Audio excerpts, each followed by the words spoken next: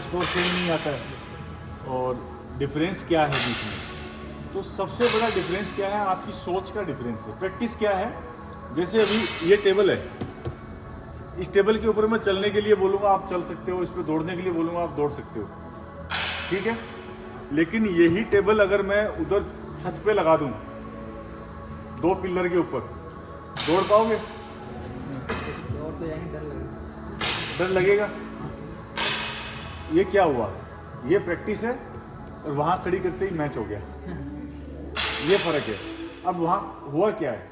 सोच बदल गई, नजरिया नेगेटिव हो गया। यहाँ गिरने के बारे में सोचा भी नहीं, ख्याल भी नहीं आया। वहाँ सबसे पहला ख्याल क्या आया? गिरने का। ये नहीं सोचा 1% भी कि यार उतनी चौड़ी है, इस पे मैंने 1000 बार प्रैक्टिस करी है, इस पे मैं चल भी सकता हूँ, दौड़ भी सकता हूँ, इस पे तो मैंने आंख बंद करके भी दौड़ा हूँ। 1% भी पॉजिटिव नहीं सोचा। पहला थॉट नेगेटिव। क्या? गिरे तो कौन सी हड्डियाँ टूटेंगी, नीचे क्या क्या है, क्या क्या चुभेगा, क्या क्या अंदर घुसेगा, सब दिमाग में आ गया। नेगेटिव अप्रोच, नेगेटिव ख्याल आया। नेगेटिव ख्याल आया, आपको डरा दिया उसने।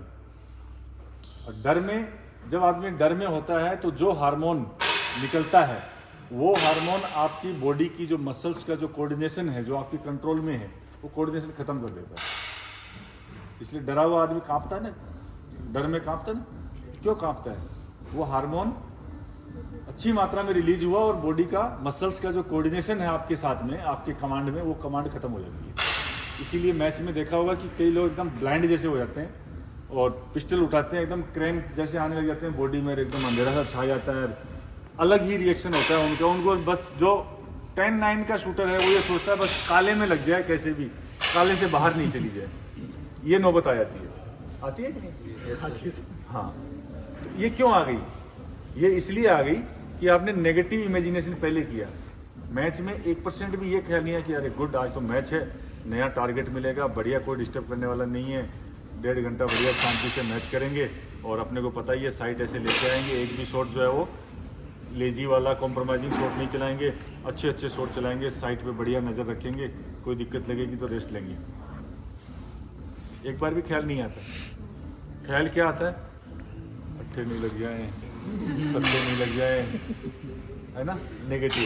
और होता क्या है? दिमाग को ये नहीं पता कि आपको क्या चाहिए, क्या चाहिए क्या नहीं चाहिए, दिमाग को नहीं पता है। दिमाग सिर्फ इमेजिन करता है, जो आप इमेजिन करते हो उसके लिए आपको रेडी कर देता है। टीवी में बढ़िया गोलगप्पे का कोई ऐड आ जाए मान लो, और किसी को गोलगप्पा पसंद है, तो टीवी में गोलगप्पे का ऐड देख के टीवी में कोई गोलगप्पा खा, आपके मुंह में पानी आना शुरू हो जाता है। आता कि नहीं आता है? दिमाग को नहीं पता कि वो टीवी में है, वो तुम नहीं खा सकते, तुम्हें नहीं मिलने वाला है, लेकिन उसने क्या है, अंदर मुंह में पानी छोड़ना शुरू कर दिया। जो आपका सलाइवा क्या बोलते हैं, है ना, लार बननी शुरू हो जाती है, एंजाइम्स बनने शुरू हो जाते हैं, पेट में भी एंजाइम बनने शुरू होते हैं, उसको डाइजेस्ट करने के लिए आ रहा है, कुछ आएगा। उसको नहीं पता है कि वो टीवी में है। तो दिमाग को, जब दिमाग की स्टडी करोगे, कभी ब्रेन की फंक्शनिंग के बारे में किताब पढ़ोगे, तो आपको पता चलेगा कि ब्रेन को ये नहीं पता है कि क्या सही है क्या गलत है, क्या आपको चाहिए क्या नहीं चाहिए, नहीं पता उसको सिर्फ इतना पता है कि आप सोच क्या रहे हो। आप 8 के बारे में सोच रहे हो, वो आपकी 8 की झड़ी लगा देगा। आप 10 के बारे में सोच रहे हो, आपको 10 की झड़ी लग जाएगी। आप 7 के बारे में सोच रहे हो, आपको 7 लगने शुरू हो जाएंगे। तो आपको सोचना नहीं है, बैड शॉट के बारे में नहीं सोचना है। प्रैक्टिस में नहीं सोचते हो, नहीं लगते। मैच में सोचते हो, मैच में लगते हैं। सोचना बंद करो, सोच को चेंज करो। पहले नज़रिया बदलो, नज़ारा खुद बदल जाएगा। तो नज़रिया बदलने की जरूरत है। मतलब टेक्निक की विजुअलाइजेशन करनी चाहिए। हाँ, टेक्निक की विजुअलाइजेशन करो, अच्छे शॉट्स की विजुअलाइजेशन करो। मैच से पहले ये फील लो कि मेरा बहुत बढ़िया होगा, अच्छा जाएगा, मस्त जाएगा, बढ़िया, मेरे को आता है, मेरे को पता है कैसे चलाना है, क्या करना है। बार बार जब भी कोई डर वाला ख्याल आए तो बोलना है, हाँ डरने क्या बात है, मेरे को पता है ना, ऐसे साइड लेके ऐसे आना है, ऐसे चलाना है, ऐसे चला दूंगा तो फिर डरने क्या बात है, सही लगेगा। कोई रीजन है कि उसके बाद भी सही नहीं लगे? आप सही चलाओगे तो सही लगेगा, है ना। फिर भी डर रहता है। मैच चल है, डर आ रहे हैं, रात को नींद भी नहीं आ रही है, खाना भी अच्छा नहीं लग रहा है। मतलब मैच कल है लेकिन एक दिन पहले से नींद गए, पूरी रात करवटें बदल रहे हैं, क्या होगा कल, पता नहीं क्या होगा। ऐसे हो रहा है जैसे कल हलाल करने वाले हैं तुम्हारे जैसे कल तुम्हारी बलि दी जाएगी, ऐसी नींद नहीं आती। करवट पूरी रात इधर से उधर, उधर से उधर। और कुछ लोग तो सोने पे सुहागा, नींद नहीं आ रही तो बोले चलो थोड़ा सा नेटफ्लिक्स देख लेते हैं, थोड़ा रील देख लेते हैं, वो आंखें और ख़राब कर लेते हैं। अब कल अगले दिन आंखें सूझ रखी हैं, साइट ही नहीं दिख रही है, उसको ब्लर हो रही है, आंखों में जलन हो रही है, और काम कर दिया। नींद नहीं भी आ रही है तो आंखें बंद करके पड़े रहो, कुछ मेडिटेशन करो, कुछ विजुलाइज करो, कुछ और कर लो। कम से कम बॉडी को तो ढीला छोड़ सकते हो, शवासन में लेट सकते हो, बॉडी को तो रिलैक्स दे दो, दिमाग नहीं सो रहा है, बॉडी को तो रिलैक्स दे दो। लेकिन ना, हम तो जो है वो कर्मठ लोग हैं, तो सो ही नहीं रहे तो कुछ सदुपयोग करते हैं मोबाइल का, है ना। मोबाइल का सदुपयोग किए बिना थोड़ी रह सकते हैं। धरती पे इंसान एक ऐसा प्राणी है जिसने हर चीज़ का मिसयूज करना सीखा है, हर चीज़ का। उसको मोबाइल दिया, उसका मिसयूज कर दिया उसने, गाड़ी दी, उसका मिसयूज, एसी दिया, फ्रिज दिया, टीवी, कूलर, फ्लाइट, जहाज, कुछ भी दे दो उसको, वो हर चीज़ को मिसयूज की लेवल तक लेके चला जाएगा। किसी भी चीज़ को उठा के देखो, मिसयूज के लेवल पे है आज हर चीज़। जानवर एक ऐसे बचे हैं जो किसी चीज़ का मिसयूज नहीं करते हैं। कोई भी घास को इकट्ठा करके तोड़ करके ला के नहीं रखते कि मैं कल खा लूँगा इसको। कोई भी शिकारी जानवर उसको गाड़ के नहीं रखता कल खा लूँगा, कल का कल देखेंगे, आज खाते हैं आज। 1 किलोमीटर दूर अगर पानी पीने जाना है किसी जानवर को, तो वो 1 किलोमीटर दूर डेली जाके पानी पी के आता है, और ये नाले खोदते हुए अपने घर तक नहीं लाता है। लेकिन इंसान ने सब कुछ कांड कांड किए हैं, ठीक है। तो इंसान बड़ा विचित्र प्राणी है, ठीक है। तो मिसयूज के लेवल पे मत जाओ, सदुपयोग तक रहो, जहाँ तक फायदा है वहाँ तक रखो। फ्रिज दिया था दवाइयों को स्टोर करने के लिए, अब आदमी उसमें केक, दूध, दही, मट्ठा, छाछ सब रख रखा है उसमें, फ्रिज में एकदम सजा के रखा है, जैसे जरा 6 साल बाद अब इसको यूज़ करने वाला है, ख़राब नहीं होना चाहिए, है ना। हर चीज़ का मिसयूज़ किया है। मोबाइल का सबसे ज़्यादा आजकल हो रहा है, छोटे छोटे 5 साल के बच्चों को एडिक्शन हो रखा है मोबाइल का, है ना। तो बच्चों का तो कहना ही क्या है, बड़ों की भी हालत ख़राब है। घर में घुस रहे हैं तो मोबाइल में लगे, बाथरूम में हैं तो मोबाइल में लगे, कहीं भी हर जगह। 2 मिनट हुआ नहीं कि बस ऐसे सामने वो आना ही आना है, उसमें देखना है कि कुछ आया कि नहीं आया, है ना। कोई बिजनेस नहीं चल रहा उसका, पूरे दिन अगर मोबाइल को हाथ नहीं लगे कोई उसको याद नहीं करे, लेकिन फिर भी उसको उंगली करनी है उसके अंदर। तो मिसयूज नहीं करना है, इससे छुटकारा पाना है, ठीक है। यूजफुलनेस तक रखना है तो आप सक्सेस हो जाओगे।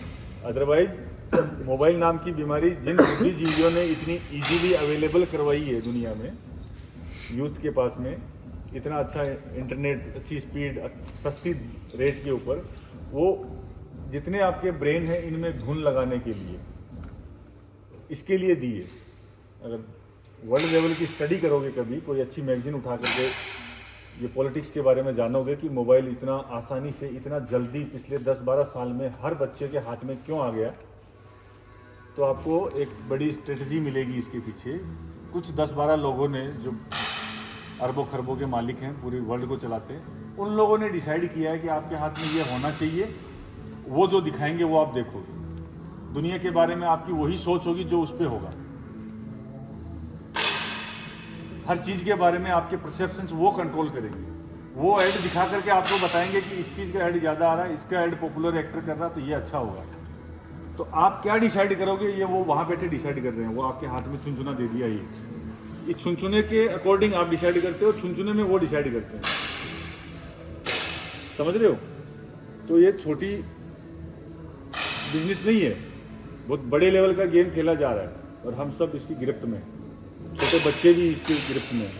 तो इससे बाहर निकलो। जो बाहर रह जाएगा वो ठीक रह जाएगा, जो इसके अंदर रह जाएगा वो उसकी सोचने की क्षमता उतनी ही हो जाएगी जितनी वो लोग अनुमति दे रहे हैं, जितना वो लोग आपके डाटा में डाल रहे हैं, हर रील्स के अंदर, हर ऐड में, हर जगह पे जो दिखा रहे हैं ना, वैसी सोच बन जाएगी।